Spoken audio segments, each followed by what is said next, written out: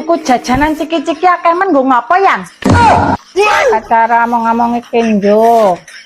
Alah, bocah cak percelek kok mbok ulang-ulang tahun barang ngentek-ngentek ke duit. Alah Bu dari nyawang ae ora uduhe dadakan komentar. Ya ngono kuwi engko marai Mary anake Bara Mahesa. Si Miling kok njaluk diulang tahun ke. Ngerti para kaki? Ya sesuk diulang tahun ke putune anake Bara Mahesa, ben ora Mary.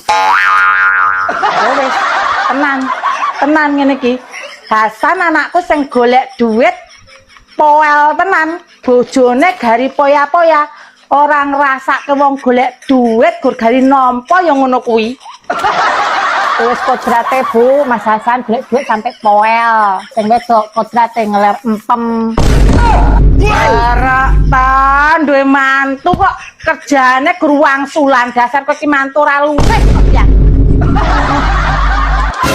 Kono enggak to sing adoh. Wong mertua kerjaane tukang ngacat.